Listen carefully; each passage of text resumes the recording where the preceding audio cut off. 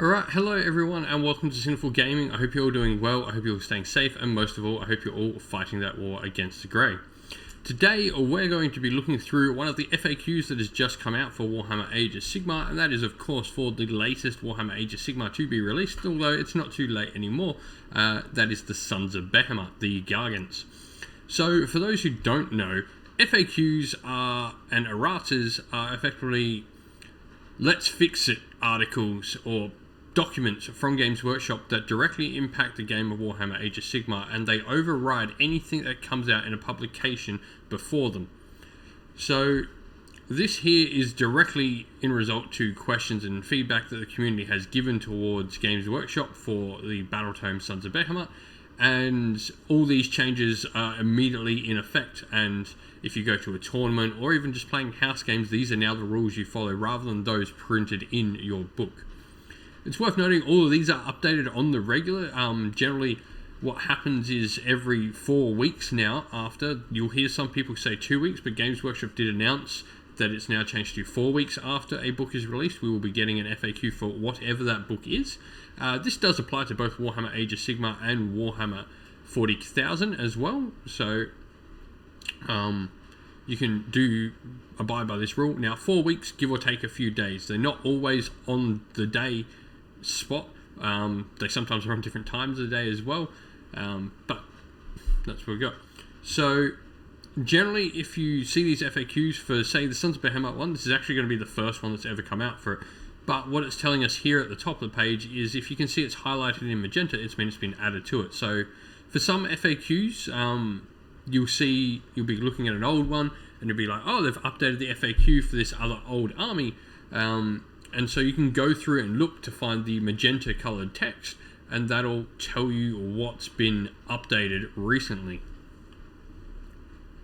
So let's look in. This is the official Errata part, and then we'll go into the FAQs after that. So the Errata, first of all, the Artifacts of Power, Glowy Lantern, the bearer is a wizard. So this is important. This means that they will be affected by arcane terrain and other things of wizards. They can select spells of wizard, they can cast endless spells, and they know Arcane Bolt and Mystic Shield. Most importantly, you'll find throughout a lot of battle tomes there's actually a thing that happens where they can choose to pick a spell and cast it as if they were a wizard, but they're actually not a wizard. This one here is actually making them a wizard, which is cool. Means they can cast Unbind and they get Arcane Bolt and Mystic Shield. Awesome. You get an actual wizard in your Sons of Behemat army, which means you can take endless spells because they're actually a wizard who will be able to cast them, which is cool. And then the next one here is just Longshanks. So this is the same rule updated for all 3 Mega Gargant War Scrolls. Because it's the rule that's on the War Scroll, it actually doesn't change through any of the War Scrolls. And so change the first sentence of the rule to read, when this model makes a normal move, it can ignore models that have a wounds characteristic of 10 or less, endless spells, magmic invocations, judgments of Khorne, and terrain features that are less than 4 inch tall at the highest point. So they've covered all the bases there. So endless spells or any endless prayer type thing that happens, Gargants can just walk right on over, and this applies to all 3 Mega Gargant variations.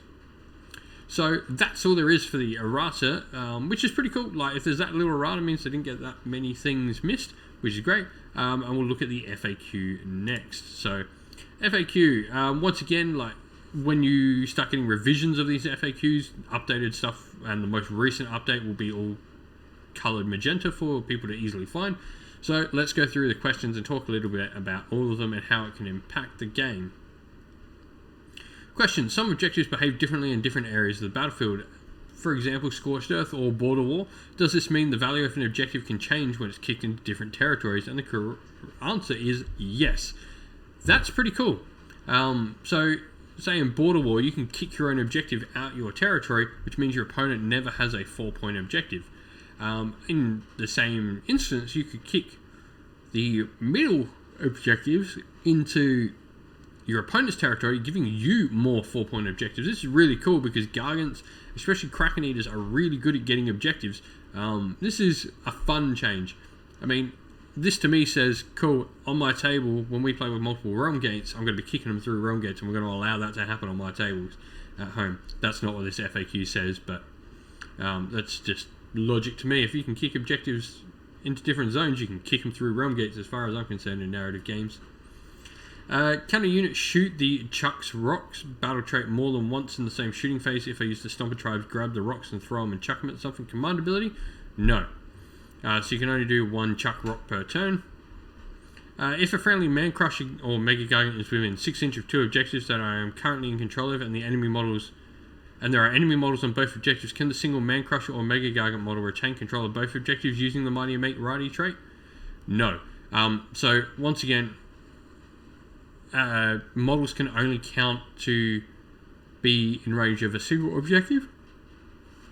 This does mean, though, a unit of Man Crushers can spread out and take 2 objectives if the middle one's tying them and the 2 on the flanks are counting as the models. However, it does mean like a Mega Gargant or a single Man Crusher can't stretch out and count, use Mighty Mate's Righty for 2 different objectives. Once again, one model can only count towards one objective. The designer's note Mighty Mate Righty states that in battle plans that do not follow the normal rules for controlling objectives, you can pick whether to use the battle trait or to follow the rules for the battle plan. Does this mean, for example, in pitch battle plan places of arcane power, I could choose to contest an objective with a friendly Man Crusher unit even though it does not have the leader battlefield role? The answer is yes. So this effectively means Gargants. Now, there's a lot of hearsay on this and where we can go with this.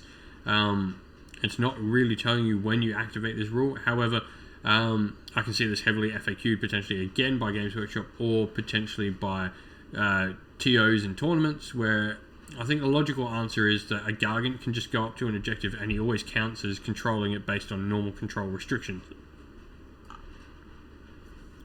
That's what I think they're going with for that. So that one is a little bit iffy in how it's worded. So question, does the rubble keyword grant any additional rules to the terrain feature? No. Are garrison rules on terrain or scroll scenery rules? No. Now this is important because that means something can still garrison a scenery piece even if it's been turned to rubble. What happens if the unit in garrison terrain is feature? Sorry. What happens to a unit if if it is garrisoned in a terrain feature and is reduced to rubble? Nothing. So the garrison effect doesn't change at all. Does a Mega Gargant with a Longshanks ability count as having retreated if it starts a normal move within 3 inches of an enemy model that has a wound characteristic of 10 or less? Yes. So you do count as retreating, so you can't just walk over units and then charge off in. That's a little disappointing. I thought that would be quite thematic for them to be able to do that. But all in all, I think this is a solid. There's some ones that probably need a little bit of tidying up. There's definitely some really cool ones. Like I really like that you can kick objectives around the table.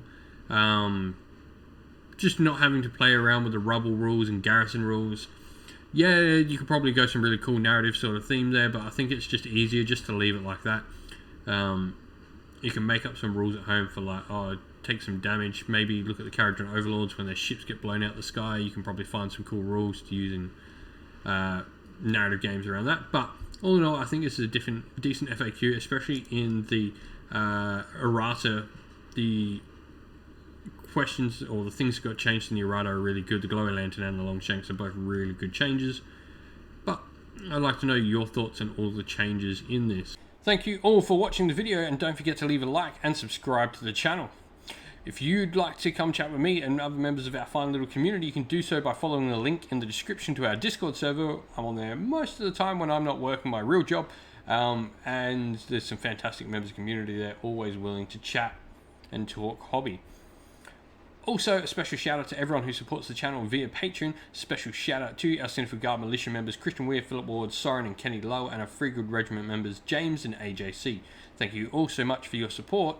And if you'd like to help support the channel like these fine gentlemen do, you can do so by clicking on the Patreon link down in our description of the video below as well. But that's it for now and today, everyone. Stay safe, stay well, and most of all, keep on fighting that war against the Grey. Ciao for now.